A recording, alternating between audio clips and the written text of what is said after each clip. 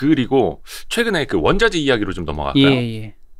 원자재 중에서도 네. 곡물 가격도 예. 뭐 끝없이 오릅니다. 네.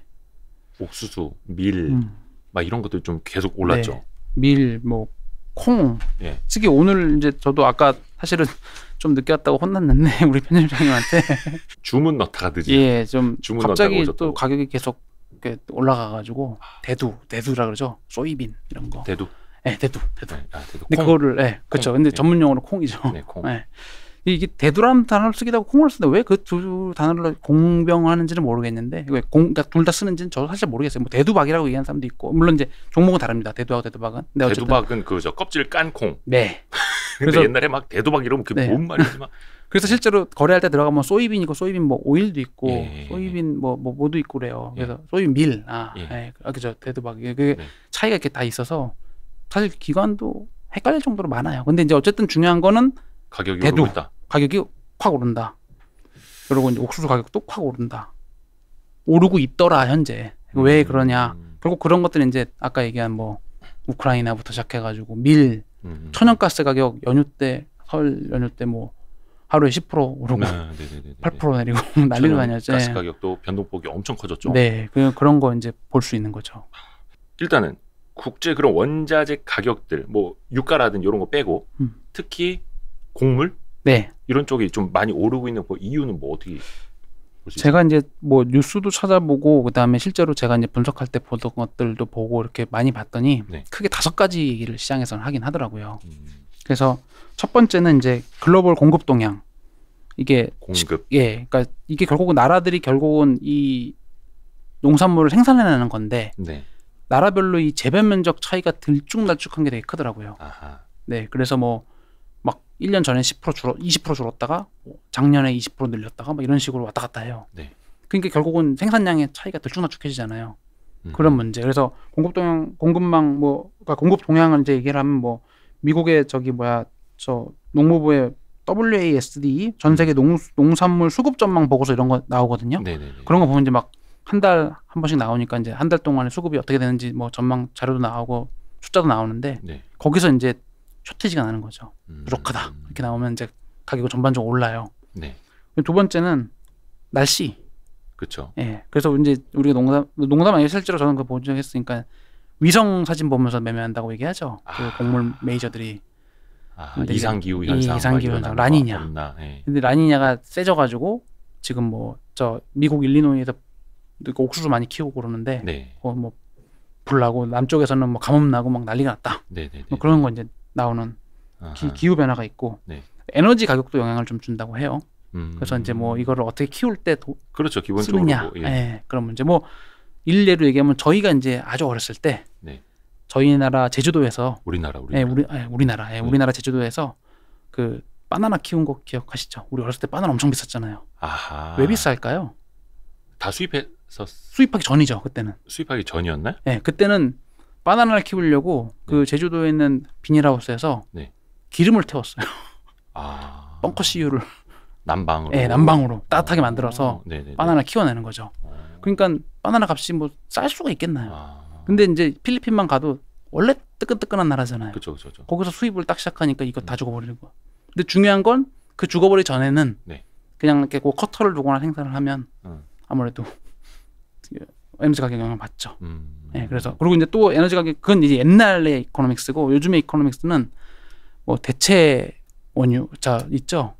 그 뭐 바이오매스 뭐 이런 거처럼 그 뭐 옥수수 갖다가 바이오매스 에너지 옥수수 알코올 만들고 그런 것들. 그러면 이제 그 재료가 필요하잖아요. 옥수수가 필요하잖아요. 그럼 그거를 많이 쓰고 적게 쓰고에 따라서 그거 생산에 따라서 가격을 영향을 미치는데 그것도 이제 부족하다. 그리고 지금 현재 상황만 얘기하면 그래서 이제 그 하고 네 번째는 물류비 역시 우리 이제 사실은 글로벌 무역이 활발하면 다 좋았잖아요. 배로 다 왔다 갔다 하고 근데 이제 그게 안 좋잖아요 지금. 그렇죠. 왜 그런 건 이제 코로나 때문일 거고. 그렇죠. 물류가 힘들어졌으니까. 확 힘들어졌으니까 이제 그런 문제. 그다음에 이제 마지막으로 사실은 나오는 얘기가 전쟁. 특정 로컬 지역으로 따져서 얘기가 나오죠. 그래서 뭐 사실 러시아 우크라이나 전쟁 뭐 일어날지 안 일어날지 저희 모르죠. 뭐 여기 얘기 많이 하신 거 저도 봤는데 라이브 보면서 저도 몰라요. 근데 이제 전쟁이 났을 경우에 뭐가 영향을 미치나 보면 이제 그 나라들의 그 특징을 보면 되는 건데. 주요 품목들. 예. 우크라이나 주요 품목들 보면 농산물이에요. 우크라이나 경제는 농산물 경제거든요. 그래서 뭐 밀 같은 거 세계 5위 수출. 밀이? 네. 러시아도 사실은 전쟁하는 국 뭐 어떻게 될지 모르지만 거기도 밀 엄청 많이 수출하고 생산하는 나라예요. 1등이가 그럴 거예요. 원래 밀, 옥수수 이런 것들은 대부분 러시아, 중국, 미국 이 세 나라 내에서 뭐 다 대부분 나와요, 숫자가. 그러니까 이제 그것들이 어떻게 될지. 결국 거기서 이제 근데 결국 러시아가 우크라이나 붙으면 밀 같은 경우 이제 영향 받는다는 거죠. 그리고 이제 뭐 아까도 얘기했지만 우크라이나에 수많은 천연가스 배관 깔려 있잖아요. 뭐 그거 어떻게 영향받아? 그 천연가스가 움직이는 그러니까 거고. 천연가스도. 네. 그다음에 이제 사람들이 잘 모르지만 옥수수도 되게 많이 영향을 주는. 그 지역에서. 네, 그 지역에서 생산. 우크라이나 생산에. 그래서 우크라이나에서 옥수수도 뭐 상위 생산 품목 중에 하나하고 뭐 세계 4위, 5위 제가 데이터 보니까 그렇게 나오던데 그게 이제 나라 연도별로 조금씩 틀려요. 왜냐면 그 연도에 뭐 세계 4위 2020년 19년 이렇게 나오는데 옥수수 세계 4위 3, 4위 수출국이라고 얘기를 해요. 국제곡물위원회에서 IGC라는 국제곡물위원회 있는데 거기서 이제 우크라이나의 옥수수가 세계 3, 4위 수출인데 거기서 만약에 혹시 빵하고 터지면 어떻게 될 건가? 그런 얘기도 나오고. 근데 물론 또 위크니스도 있어요. 뭐 그러니까 위크니스라고 표현을 했는데 그게 왜 그러냐? 우크라이나에서 생산된 농산물은 아프리카 같은 데로 많이 간다고 또 해요. 예, 그러면 이제 사실은 직접적으로 영향을 좀 덜 줄 수 있겠죠. 근데 이제 뭐 빈곤의 문제가 또 생기는 또 그런 식으로 연결시키는 분들도 있더라고요. 근데 중요한 건 이제 그것까지 저희가 다 보기 힘들고 중요한 건 이 5가지가 어쨌든 조금 이 가격들을 안정시키는 데에 반대로 가고 있다. 이렇게 볼 수 있는 거죠. 그래서 실제로 이렇게 보면은 제가 PT를 하나 만들어 왔었는데 참고로 옥수수 가격 차트를 제가 좀 찾아보고 있는데 최근에 계속 오르고 있네요. 저도 여기 지금 차트 PT에 있는데. 네네네. PT? 요 똑같아요. 지금 보시는 거랑 제 거랑 결국은 똑같은데. 지금 이건 이제 전체 사실은 화면으로 좀 해주시겠어요? 1배, 2배 다 나온 상품인데 여기 지금 콩 왼쪽이 콩이고요. 오른쪽이 옥수수예요. 근데 이게 지금 이제 월이고 작년 거니까 이렇게 지금 이렇게 나오지만 실제로는 오른쪽으로 계속 올라가고 있거든요. 콩 같은 경우는 사실은 12월 지나서 올해 1월 들어서 저거 뚝 떨어지는 거 그 뭐 만기 만기보다도 이거는 이제 일간 수익률이 2배 상품이 있잖아요. 레버리지 상품이. 걔네들은 떨어질 때는 2배로 떨어지는 거예요. 그러니까 이제 올라갈 때 확 올라가고 떨어질 때 확 떨어지고. 그게 지금 여기 4, 5, 6이 산처럼 표시가 돼 있죠. 되게 두꺼운 손으로 표시를 양쪽에 했는데 그런 식으로 산처럼 이렇게 큰 표시가 납니다. 그래서 변동성이 더 커지는 거죠. 그러니까 어마어마한. 이 차트를 드린 게 2가지 의미가 다 있는 게 콩하고 옥수수 가격 전망을 전할 수 없지만 이제 그런 걸 얘기할 수도 있고 동시에 콩하고 옥수수 선물을 이용한 상품들이 이런 식으로 똑같은 단위 가격 움직였을 때 얼마나 크게 움직이는지도 보여줄 수 있는 거죠. 2배씩. 그러니까 사실은 어떻게 보면 되게 재밌는 얘기인데 대두가 지금 최근에 가격이 엄청 오르고 있는데 대두 상장 한 뭐 2달 된 상품들이 있어요. 대두 상장한 지. 대두를 기초자산으로 해서 그 해당 투자할 수 있는 대상을 상장한 지 시장에다가. ETF나 ETN 같은 거? 그런 것들. 근데 그 중에 이제 레버리지 2배짜리들이 있는데 그 기간이 2달밖에 안 됐거든요. 상장한 지. 근데 이게 벌써 막 50% 수익률 이렇게 나 있어요. 2만 원이나 3만 원이에요, 지금. 그 뭐 하여튼 원자재의 특성. 그러니까 걔가 원자재가 가격이 쫙 올라가는데 거기에 2배씩 기간으로 수익률 되니까 팡팡팡팡팡 뛰는 거죠. 또 반대로 떨어질 때는 펑펑펑 떨어지겠죠. 수 있는 거고. 그래서 그게 이제 사실 되게 리스크가 있는 건 맞아요. 그 오리날다님이 원자재 가격이 오르는 것을 일반인도 확인할 수 있나 이렇게 물어보셨는데, 당연히 HTS나 이런 데도 원자재 가격이 웬만하면 거의 다 나옵니다. 요즘에는. 옛날에는 요거 이제 유료 데이터, 뭐 CME라든지 CBOT 이런 그 해외 거래소 데이터 가져와서 좀 딜레이 시켜서 보여주거나 아니면 좀 유료로 월 1, 2천 원 받고 이런 데 있었는데 요즘에는 거의 다 볼 수 기본 있어요. 제공. 기본 제공하고 그다음에 그 지수나 숫자를 다 선이나 차트로 제공을 합니다. 쉽게 얘기하면 영업을 하는 거죠. 증권사들도. 서비스. 하는 거죠. 그래서 하고 여기 지금 이제 보시면 뭐 제가 이제 요거 그래픽을 그냥 탱크로 갖고 왔는데 제가 사실 전쟁을 어떻게 표현할지 모르겠더라고요. 솔직히 이게 좋은 건 아니라서 그쵸. 남의 불행이 저의 행복이 돼서는 안 되니까. 그쵸. 그래서 이렇게 그냥 했는데 이런 것들이 있을 때 여기 지금 보면 이제 콩 그리고 옥수수를 기반으로 해서 2배, 그러니까 인버스 2x니까 이게 마이너스 2배로 가는 겁니다. 네. 그리고 여기 레버리지라고 표현된 건 우리 그냥 2배 위로 올라가는 거 2x예요. 네. 표시를 이렇게 하라고 이제 시키는데 네. 이런 식으로 이제 2배짜리들이 올라갈 수 있는 거 내려갈 수 있는 것들이 상품이 존재를 하게 되는 거죠. 그래서 왼쪽만 그렇죠. 보시면 벌써 11.96%잖아요. 수익률이. 네. 그러니까 이게 그날 뭔가 이유 때문에 11.96% 올랐다. 지금 아마 더 비싼 걸로 제가 알고 있는데 이런 식으로 네. 하루에도 막 10%씩 그냥 빵빵 올라가고 내려가고 할 수 있는 상태가 되는 건 맞죠. 그러니까 이제 이거 리스크는 있어요. 근데 이제 또 한국인의 속성일까요? 좀 또 화끈한 거 좋아하시는 분들은 좋아하시고. 근데 뭐 제가 권하거나 그런 거 투자 권유 아닙니다. 처음에도 아까 나오던데 그런 거 아니고요. 투자 권유는 아니고. 그냥 그거는 이런 현상의 상품들도 있으니 쓸 수 있다. 특히 이거는 한 가지만 들어가 있으니까 내가 이제 주식을 투자를 하시는 분인데 요즘에 이제 우크라이나 사태 때문에 뭐 여러 가지 상황이 보이면서 시장이 보인다. 그럼 내가 이제 콩을 사야 되겠다. 혹은 팔아야 되겠다. 생각을 하면은 편입을 할 수 있는 거죠. 그건 이제 어떤 특정 지정학적 위기 때문에 우리 시장까지 영향받아서 내가 갖고 있는 현물 주식 수익률이 떨어질 수 있으니 예를 들어서 그걸 방어하기 위해서 말 그대로 해지 용도로 이런 걸 좀 일부 사보는 것도 약간 이런 투자 아이디어. 그렇죠. 근데 이게 그러니까 직접적으로 해외 선물을 하시는 분들도 많은데 그분들은 말 그대로 이제 선수들의 영역에 가 계시는 거고 해외 선물보다는 약간 국내 상장, ETN, ETF 이런 것들이니까 이게 조금 더 거래는 용이할 수는 있겠네요. 그렇죠. 그리고 일단은 뭐 10,000원어치 살 수 없잖아요. 해외 선물을. 기본적으로 해외 선물 거의 몇 천만 원? 네, 뭐 기본적으로 대부분 몇 천만 원씩 한 계약만 사도 몇 천만 원이니까. 뭐 제가 여기서 100개 사가지고 뭐 200만 원 샀다. 근데 뭐 좀 속된 편에 물렸어요. 그러면 또 살 수 있는 거잖아요. 아니면 반대로 이익이 났을 때 반만 팔고 또 갖고 갈 수도 있고. 되니까. 근데 그런 것들이 이제 용이하느냐.